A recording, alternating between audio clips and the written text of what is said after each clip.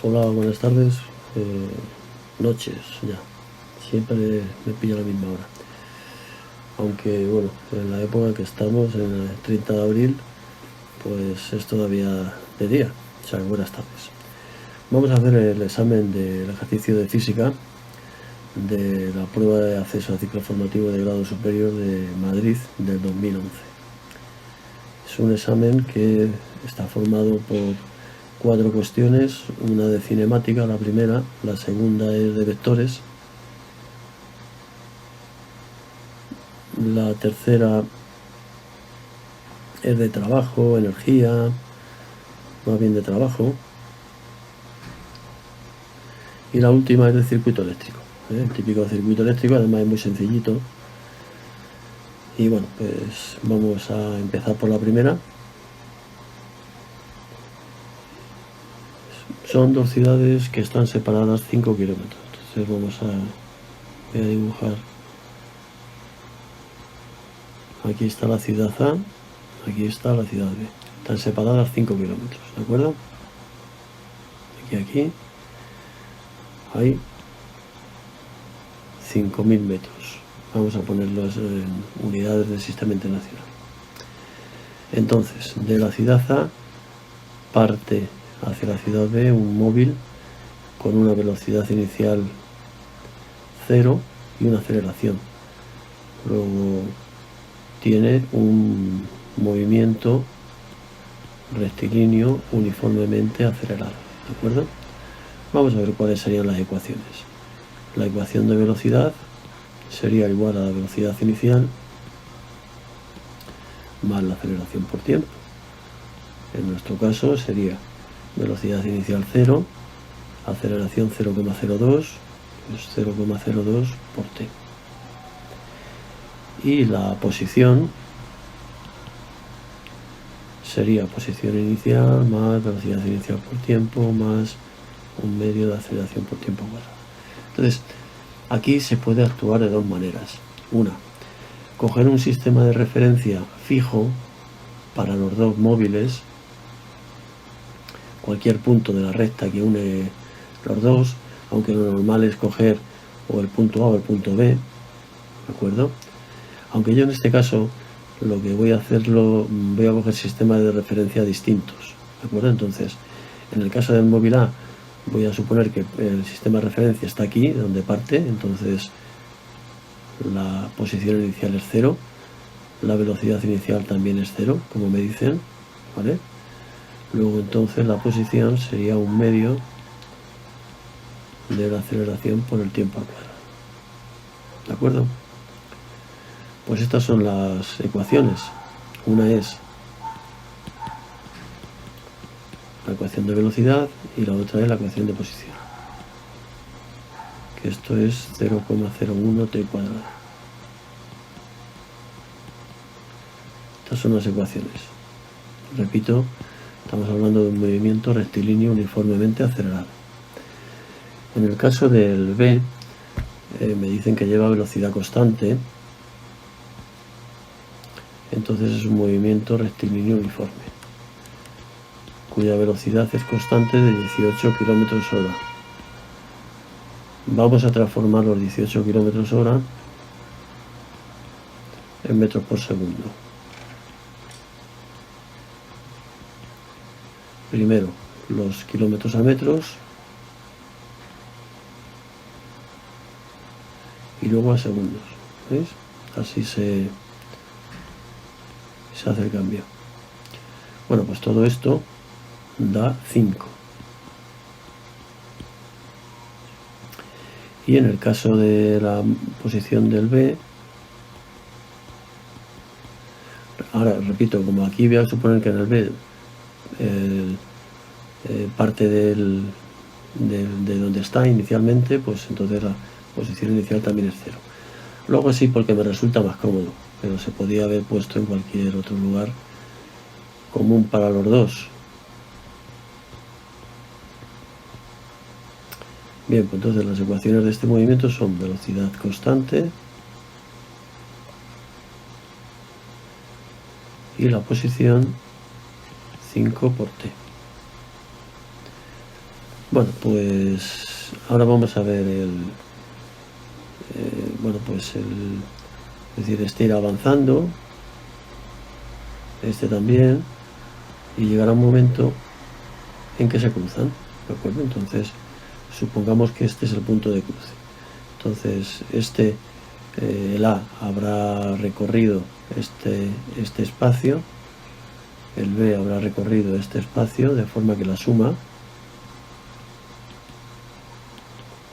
de ambos tiene que ser igual a la distancia, ¿de acuerdo? Entonces, ponemos la del A, la del B, y nos queda una ecuación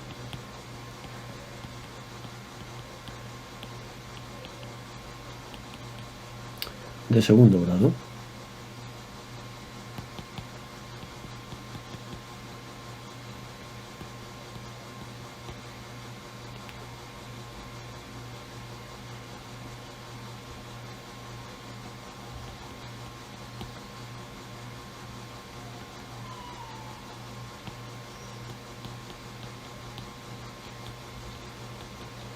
Bueno, todo esto dentro de la raíz son 25.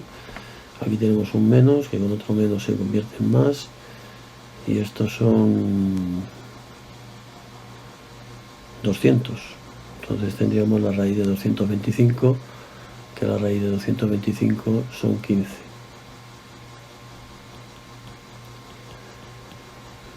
La solución de la suma me da 500 segundos. La solución de la resta me da negativa y la desechamos porque no tiene sentido en cinemática hablar de tiempos negativos, ¿vale?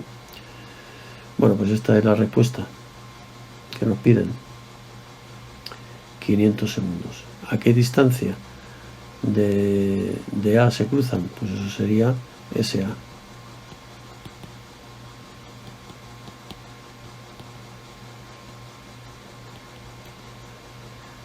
Estos son 2.500 metros, o sea que se cruzan justo en la mitad, ¿vale? ¿Y qué velocidad lleva el automóvil?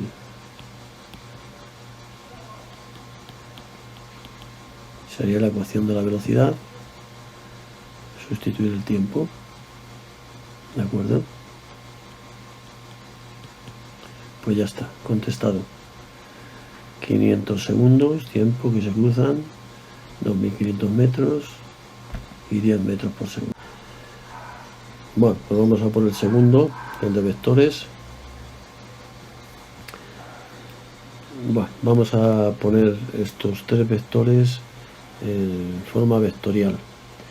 Como veis, el vector F2 está en el eje Y hacia arriba, luego el F2 vectorialmente tendría esta forma: 20 por el vector unitario en el sentido del eje Y, yo lo voy a llamar J, también se puede llamar U sub I, ¿de acuerdo? Yo lo voy a llamar J, estoy acostumbrado a esta nomenclatura, pero bueno, también lo podéis llamar U sub I, ¿vale?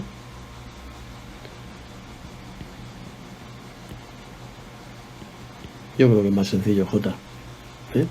Vamos a utilizarlo. 20J positivo, porque como veis va para arriba. F3 es este vector de aquí, está en el eje X, va hacia la izquierda. Bueno, pues entonces su forma vectorial sería menos 30, negativo, porque lleva sentido hacia la izquierda, y el vector unitario en el eje Y es el vector Y, ¿de acuerdo? Y ahora el F1, que forma un ángulo, pues tiene dos componentes, la FX, la F1X y la F1Y, ¿de acuerdo? Que serían estas de aquí.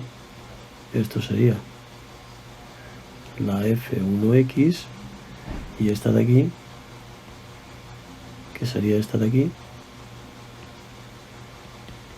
la F1i, ¿no? Para eso nos dan el ángulo. Cuidado con este ángulo, porque este ángulo, según está medido, no es 30, es menos 30. Os lo digo porque si metéis 30 en la calculadora, el seno y el coseno va a salir positivo, ¿vale? Y como veis, la componente i es negativa. Entonces eso lo tenéis en cuenta antes, o si no, pues yo lo voy a hacer con el ángulo negativo, ¿de acuerdo? Entonces, el seno de ese ángulo, el seno de este ángulo es el cateto opuesto partido por la hipotenusa. Entonces,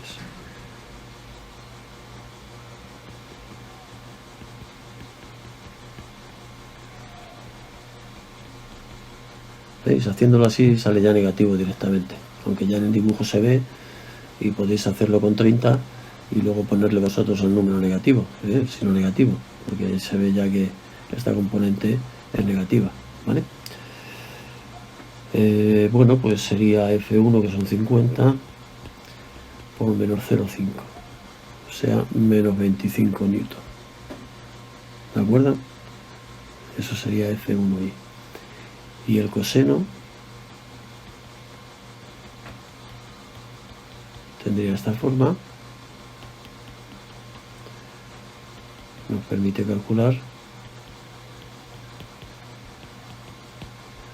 El coseno es 0,866. No voy a poner más decimales. Que esto es 43,3. Entonces F1 tiene esta forma vectorial. F1x por el vector i, F1i por el vector j. Y ahora lo que vamos a hacer es sumar las tres, ¿de acuerdo? La fuerza total sería la suma de estos tres vectores.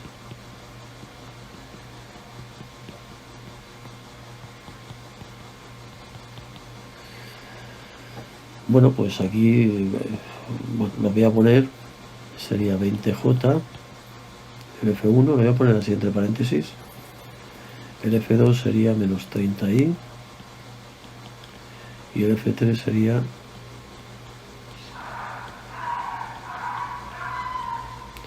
entonces ahora lo que hacemos es sumar las componentes J por un lado, aquí como tengo un bar delante con un menos es menos, sería 20 menos 25, y las componentes I por otro lado, ¿de acuerdo? Estas por aquí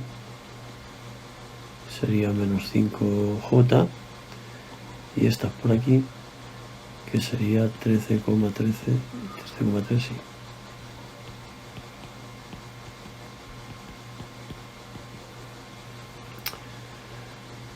Pues ya está.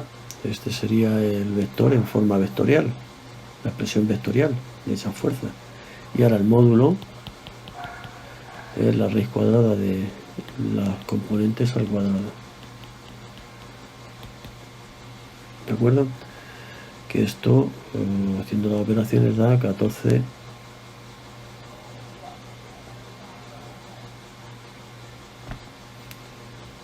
Ya me ha vuelto a pasar. Bueno, daba 14,21.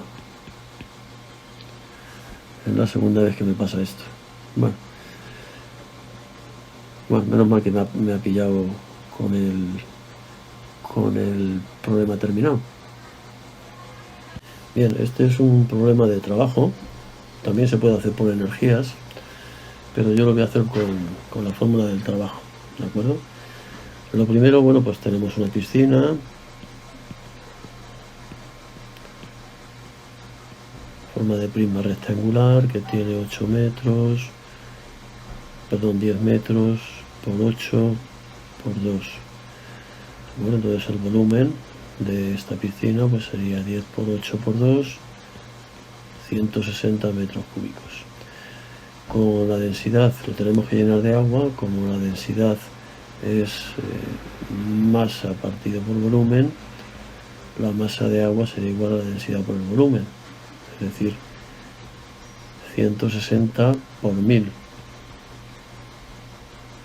160.000 kilogramos. ¿De acuerdo? Esa es la masa de agua que hay que subir. Por ejemplo, imaginemos que aquí está el pozo, ¿vale? Entonces tenemos que subirlo 7 metros. Por lo tanto, el motor tiene que hacer un trabajo para que se... Vaya, hombre, esto ya sí que ya me ha pasado varias veces. Bueno, lo repetimos. A lo mejor es que toco el abajo. Debe ser que toco abajo. Bueno, vamos a repetirlo. El trabajo sería la fuerza que realiza el motor por el espacio. En este caso la fuerza sería el peso del agua, ¿de acuerdo? Que el peso del agua sería m por g, que era la masa, 160.000 por 9,8.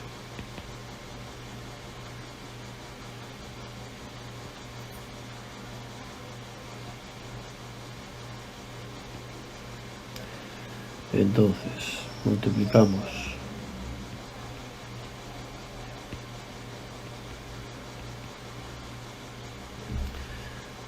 y nos da el trabajo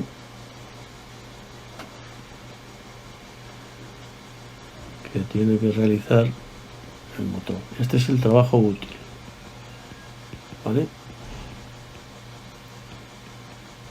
Es decir, lo que tiene que realizar el motor, lo que me piden en el primer apartado. Si la potencia es de 2 kilovatios, que son 2000 vatios, la potencia es el trabajo partido por el tiempo. Entonces, sustituyendo, podemos despejar el tiempo.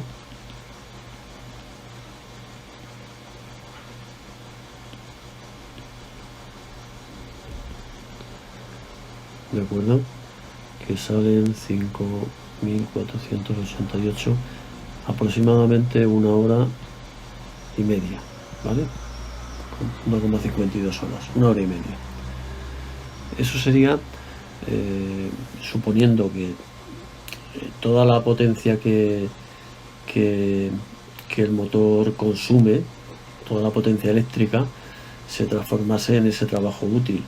Pero ya sabemos que los motores pues tienen una serie de piezas, etcétera, etcétera, de forma que no toda la potencia, ¿de acuerdo? No toda la energía que reciben la dan. Entonces, en este caso, lo que tarda, lo que nos dice es que el motor, este sería el primer apartado, el segundo apartado, ahora vamos con el tercer apartado. Nos dice que el motor, en vez de tardar 1 hora y media, tarda 2 horas. ¿Y eso por qué? Pues porque parte de esa potencia que tiene, pues la emplea en otra cosa. Entonces, en vez de tardar 1 hora y media, tarda 2 horas. ¿De acuerdo? Entonces, vamos a ver cuál es el trabajo. El trabajo realizado por el motor, o la energía consumida por el motor, me da lo mismo, en esas 2 horas. Pues hacemos lo mismo. Potencia igual a trabajo partido por tiempo. ¿De acuerdo? Y este vamos a llamarle trabajo realizado, ¿vale? Que luego, repito, este trabajo realizado, parte de este trabajo realizado se va en otras cosas, en rozamientos fundamentalmente, ¿vale? Serían 2000 por 7200.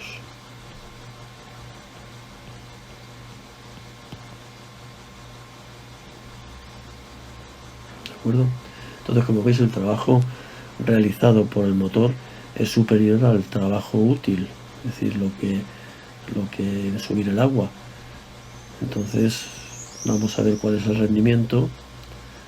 El rendimiento sería el trabajo útil partido por el trabajo realizado por 100. Es un porcentaje.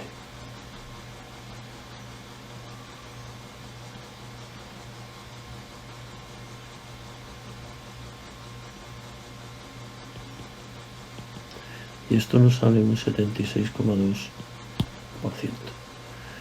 Bueno, pues aquí no me ha pasado esto. Yo creo que es porque estoy tocando con la mano la parte baja del iPad y ya me ha pasado 2 veces.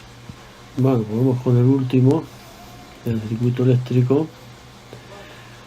Esto hay que ir reduciendo el circuito. Entonces a este primer circuito le voy a llamar circuito A, ¿vale? Donde, bueno, pues por aquí circula una intensidad I, por aquí circula I, aquí se bifurca, ¿de acuerdo? Voy a poner que por aquí arriba circula una intensidad I23. ¿Por qué? Porque esta tiene intensidad I23, es la que circula por la 2 y por la 3, es la misma, ¿de acuerdo? Y por aquí abajo I4, que es la que circula por la resistencia 4. Luego finalmente confluyen y por aquí circula I, ¿vale? Este sería el circuito A.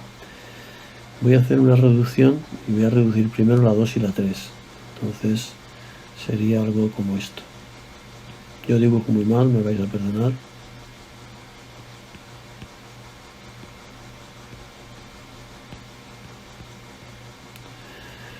Donde esto sería R1, por la cual circula I. Esto voy a llamarlo R23 y esto es R4. Entonces por aquí circula la I23 y por aquí circula la I4, ¿vale? Y luego por aquí vuelve a circular la I.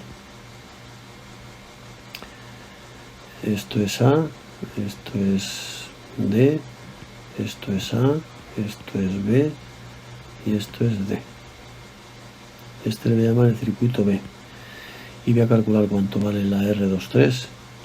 Como están en serie, es la suma de las dos. Es decir, 2 más 4, 6. Bien, vamos a reducirlo.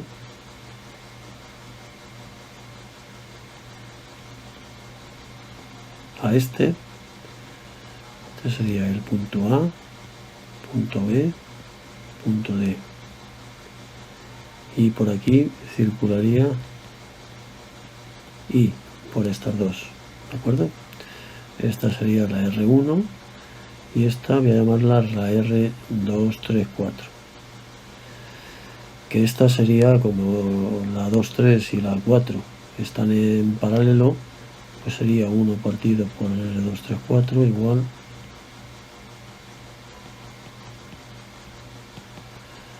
¿de acuerdo? Es decir, un sexto más un tercio.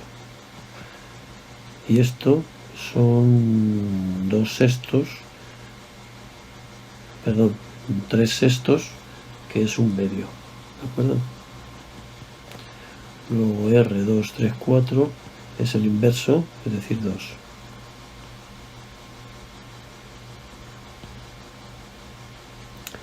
Y finalmente, el último circuito, este voy a llamarlo el C, el D, ¿de acuerdo? Que sería el circuito equivalente con una sola resistencia. Voy a llamarlo resistencia total.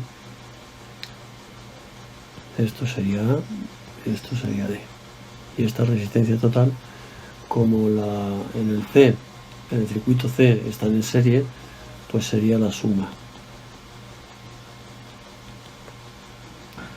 Es decir, R1, que son 2,5, más la R234, que es 2. Pues ya tenemos el primer apartado. La resistencia equivalente es 4,5. Ahora, intensidad que circula por R1.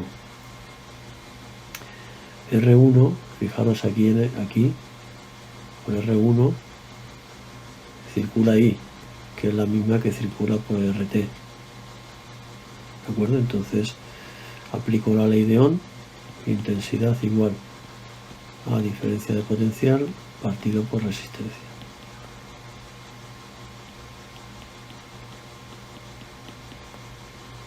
¿De acuerdo? Que son 6 amperios. Ya tendría el apartado B. Este es el A y este es el B. Voy a ponerlo para que no se ve el B. Vamos a ver el C. El calor generado por R4. Tengo que calcular, por R4, tengo que calcular la intensidad que circula por aquí. ¿De acuerdo? Pero antes voy a hacer en el circuito C, voy a calcular la diferencia de potencial entre B y D. ¿De acuerdo? Que sería la misma que aquí, en el B. Entonces en el circuito C calculo la diferencia de potencial. V sub B menos V sub D sería la intensidad I por la resistencia. Es decir, 6 por 2. Y ahora me voy al circuito B. ¿De acuerdo? Aquí. Y puedo calcular la intensidad que circula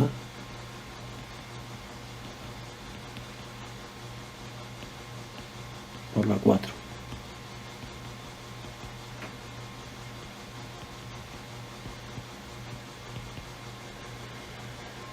Es decir, 12 partido por R4, que son 3, luego son 4 amperios. Bueno, pues una vez que sé la intensidad, la energía o el calor, como queráis, es la intensidad cuadrado por la resistencia, en este caso por el tiempo, ¿vale? Es decir, 4 al cuadrado por la resistencia, que es 3, por el tiempo, que es 1 hora, en segundos. Y estos son... pues ya está. Ya tenemos el apartado C. Y por último, el apartado B, me piden la potencia de la resistencia en R2. La potencia es I cuadrado por R. Entonces tengo que calcular la intensidad que circula por R2. Es decir, esta de aquí. Que es I23, como veis, la misma que aquí. Como ya sé cuánto vale V sub B menos V sub D, pues V sub B menos V sub D debe ser igual a I23, la intensidad que pasa por la 2,3 por la resistencia. ¿De acuerdo?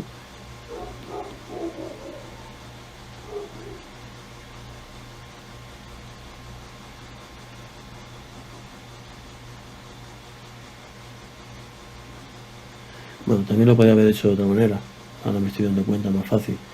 Si son 6 amperios, la intensidad total por una rama se van 4, por la otra se van 2. Pero bueno, ya voy a seguir.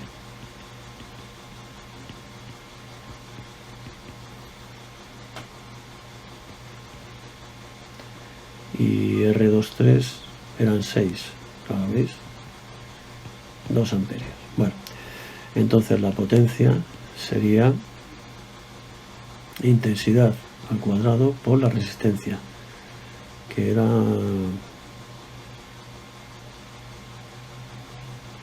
la resistencia 2, ¿no? Sí, que son 2 ohmios. Son 8 vatios. Pues ya estaría el examen terminado. Hasta luego.